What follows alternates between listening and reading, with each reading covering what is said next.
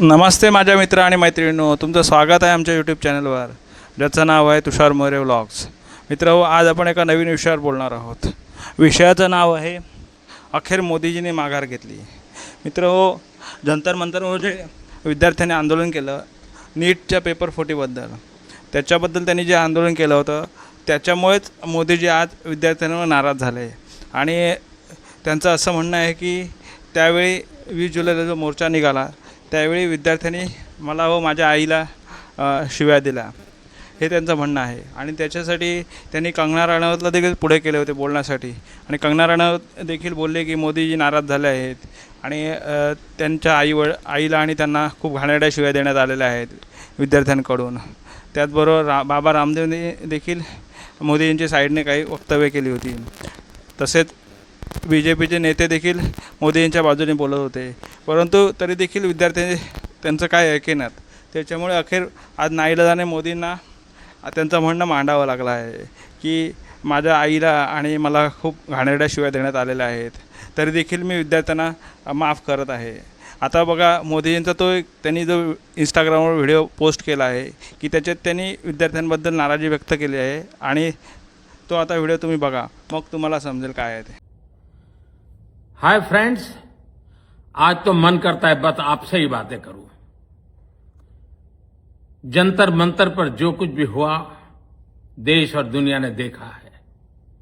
कुछ शरारती बच्चों ने भद्दी भद्दी गालियां बोली.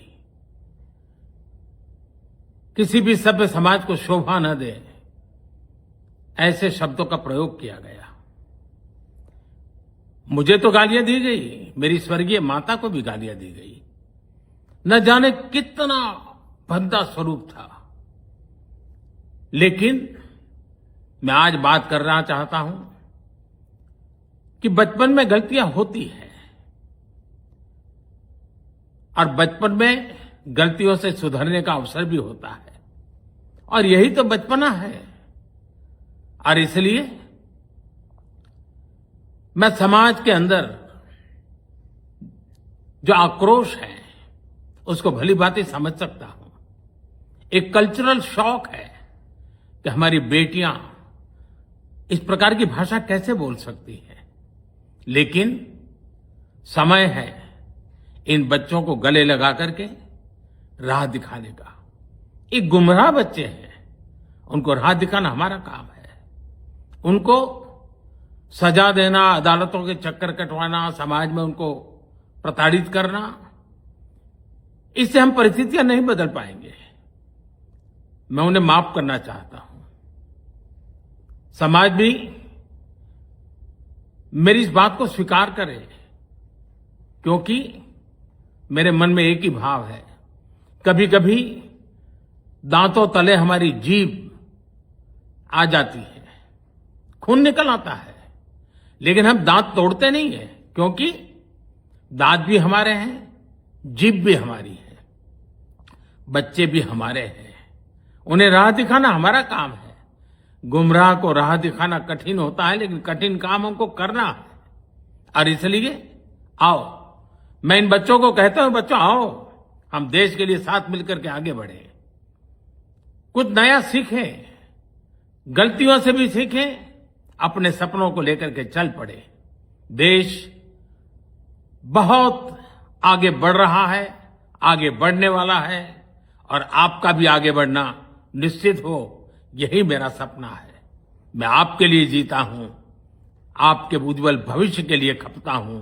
आओ, हम मिलकर के देश को आगे बढ़ाएं. बहुत बहुत धन्यवाद दोस्तों. बस आओ, गलतियों से सीखो, आगे बढ़ो. मोदींचं म्हणणं बरोबर आहे की विद्यार्थ्यांनी शिव्या द्यायला नको होत्या, परंतु त्या काळात ती परिस्थिती देखील तशीच होती. कारण त्यांनी आंदोलनाच्या काळात सोनम वांगचुक यांना जबरदस्तीने उचलून हॉस्पिटलमध्ये ॲडमिट केलं होतं.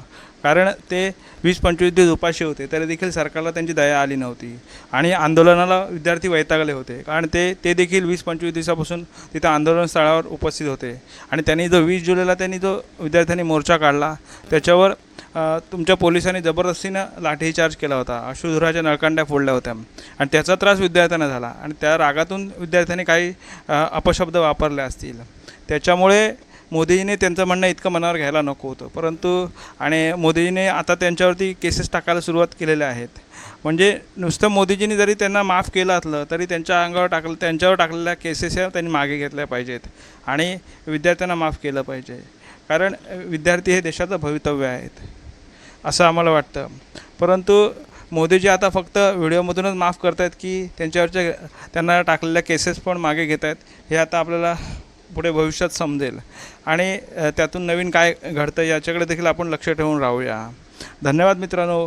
मी आता तुमचा निरोप घेतो. पुढच्या वेळी आपण एका नवीन विषयावर बोलू. आमच्या चॅनलला लाईक, सबस्क्राईब आणि शेअर करा. जय हिंद, जय महाराष्ट्र, जय भारत.